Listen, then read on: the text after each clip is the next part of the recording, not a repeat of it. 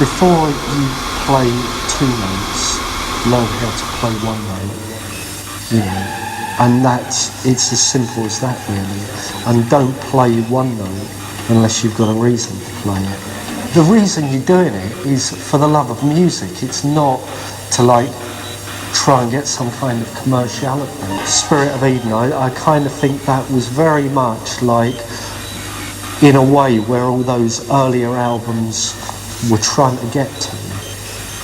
And then having got there, I then think the important thing is that you either just stop making records at that point because you've kind of reached what you were trying to get, or from that point you seriously redress these other areas that you go for. When you improvise and you play something for the first time, you kind of play it at its peak.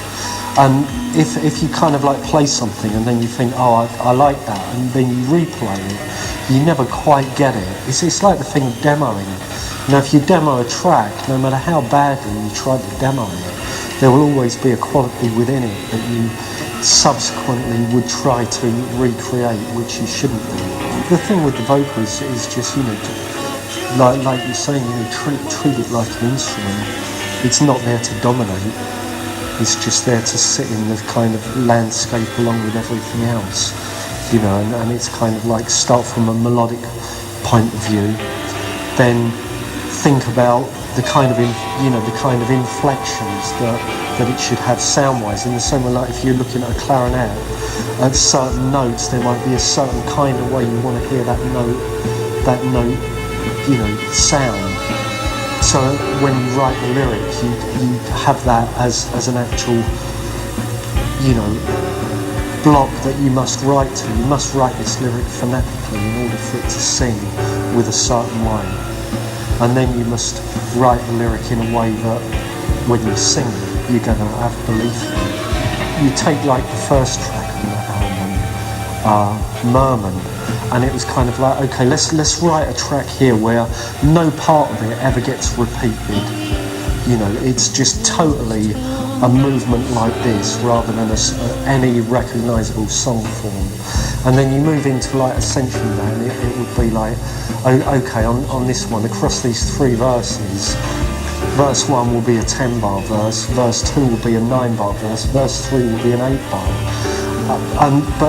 What you do as this thing's shortening up on you, vocally you've still got to hold it, but then what you do is you turn the onbeat onto the offbeat, and you have one person understanding the downbeat as being in this place in the bar, and the person playing next to them not even realising it's the downbeat at all, but seeing it as the upbeat. So that was the main premise to that album, and again we continued with this, free improvised form to it. The one thing that I did wonder about doing for this album was to get together with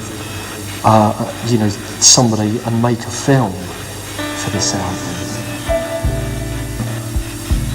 and that would interest me, but I don't think it would be much more a film along the kind of lines of, if you were sitting in a room and you would sort of just looking at an open fire, and you just have this area of movement.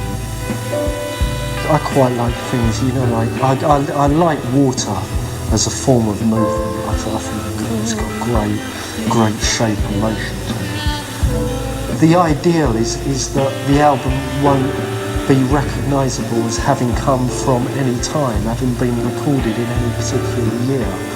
And the fact that you're working with acoustics means you can't date. Ideally, the way to listen to it is alone, extremely quietly. I don't think you should ever push the volume level beyond the natural volume that the instruments would have been in the room. I like silence, I get on great with silence. I don't have a problem with it, just silent, So it's kind of like, well, if you're gonna break into it, just try and have a reason for doing it. I can't imagine not playing music, but I don't feel any need to perform music, and I don't feel any need to record music. I'm really quite happy just to play one note and just to hit it at different volume levels and just, see how long it will resonate for before it stops.